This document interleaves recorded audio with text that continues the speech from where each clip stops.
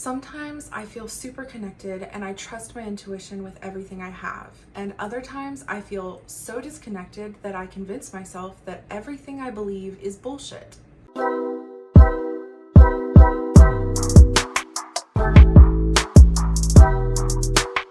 Hey, and welcome to my channel. I'm Mary, and this is The Inner Knowing, a channel where we realistically talk about what it's like to be a deep feeler, have intuitive inner knowings, and be sensitive in a world that's not always so kind. If you're someone who has experience being super intuitive in life, then you understand what it means to feel extremely disconnected and feel like you've lost your intuition. And I've gone through this many times in my life, and in these times, I feel confused and I doubt everything I've ever experienced. I start gaslighting myself. I start questioning whether I'm a fraud or if I'm crazy or schizophrenic. And I've come to find that the disconnect is just as important as feeling connected. It reminds me how important connection is. It allows me to recalibrate and be human for a while.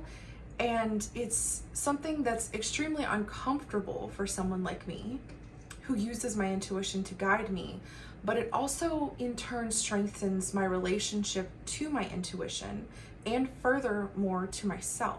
Now, we get into this place of feeling disconnected most of the time because our nervous system is overwhelmed with either something that we experienced or traumatic event, or you start overthinking things and you get really in your head, or you're in like that waiting period between having an intuitive knowing and it actually happening, but it's gone on a lot longer than your brain was prepared to handle, and now you're in this place of confusion and disconnect. And what I've come to find is that my intuition is never fully gone. It's a part of who I am. It's always going to be there, but it does get buried under bullshit.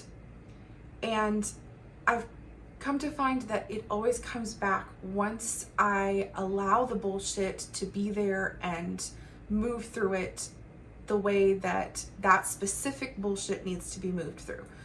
So what do I mean by this? You can't force this. You can't force your brain to be ready to be intuitive again. And the more you force it, the further you push your nervous system over the edge.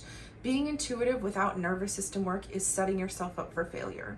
You have to be able to hold the knowing that you're in a place of disconnect while also knowing that you will always find your way back to reconnection. You will always find your way back to your intuition. No matter how long it takes, it always comes back.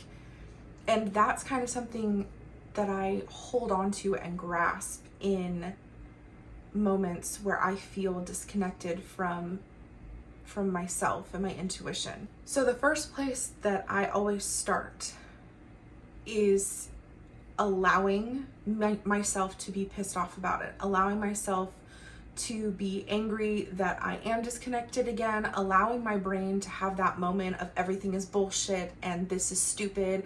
And sometimes I even hate being intuitive and I let myself feel that way. But I also hold the knowing that these are just feelings and it's not necessarily true.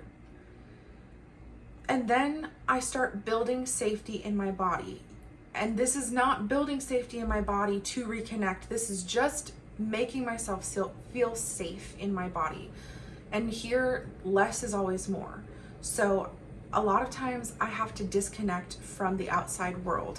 A lot of the energy stuff that I pick up comes from the outside world, and I will still be picking up on those things, and sometimes it kind of pushes things a little more into overdrive. But I am one of those people who likes to keep up with astrological events, what the moon is doing, because these things tend to affect me.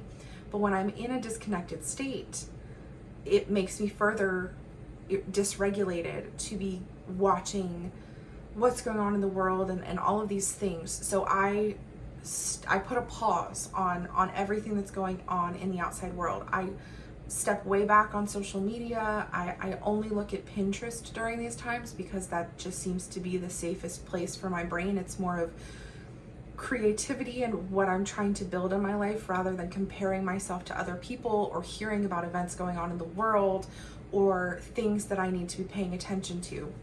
So I really pull into myself. I pull into me, the things that I enjoy doing, the things that bring my body peace and joy.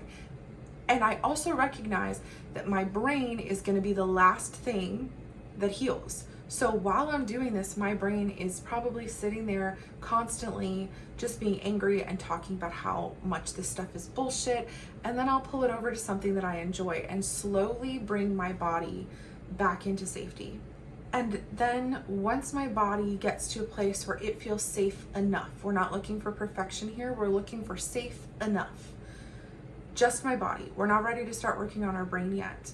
But I'll know my body feels safe enough because my brain will start to slowly start wanting to reconnect to the world again, or slowly want to reconnect to my intuition. And I'll start finding that I'll start having thoughts of things that I think when I'm in that intuitive place of like, okay, well, I'm just gonna allow this to flow and see what happens.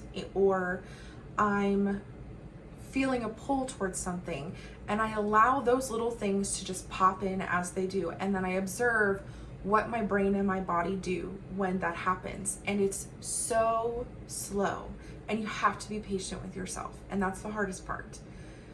But I allow an intuitive knowing to come in, or an intuitive experience or a spiritual experience. A small thing usually starts the reconnection, and I'll allow it to happen. And then I observe what my brain and my body does. Do I get tense?